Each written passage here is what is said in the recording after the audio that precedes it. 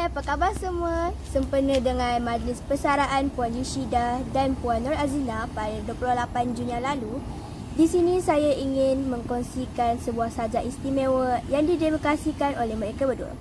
Jom kita hayati bersama.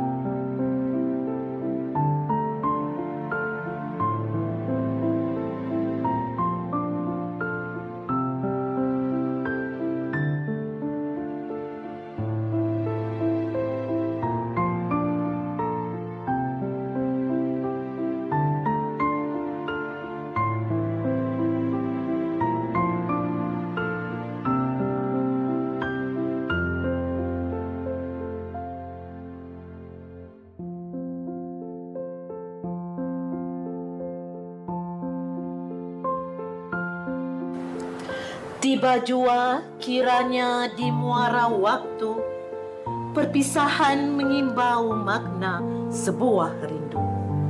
Pada jejak-jejak yang lalu 1000 liku, berbunga mesra dalam jambangan ingatan, terdengar-dengar nanti ucap salam anak-anak kecil manja, tegur sapa, senyum tawa, rakan sekejap.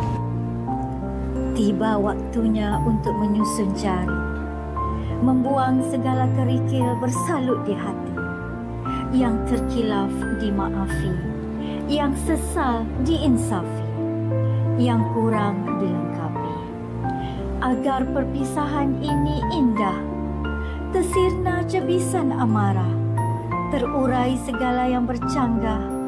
Di muara waktu tersisa kenangan yang terindah. Selamat tinggal suara-suara ceria, rakan sekerja, teman bergurau senda, padang perhimpunan dan dewan perkasa, bilik darjah dan anak-anak keleta pelbagai bangsa, pejabat tugas dan pembantu ikhlas, bilik guru dan timbunan buku, ruang kantin, tempat mesra terjalin.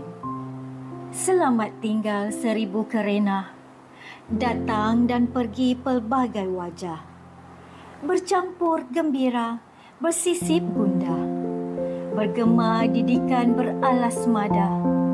Selamat tinggal sebuah tempat bernama sekolah. Selamat datang persaraan, melengkapi perjalanan sebuah kehidupan. Berair yang mengalir, sampai di sini kenangan indah pasti terukir.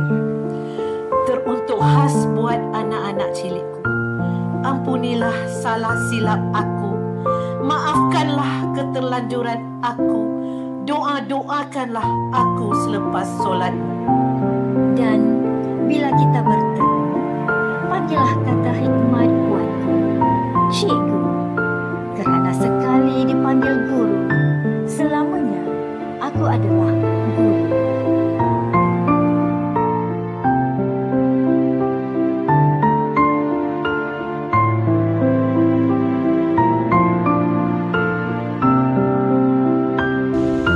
Semoga Cikgu Yushida dan Madalina akan terus diberikan kesihatan yang baik dan perpanjangan untuk mengharungi hari-hari persaraan mereka. Selamat bersara Cikgu Yushida dan Madam Lina.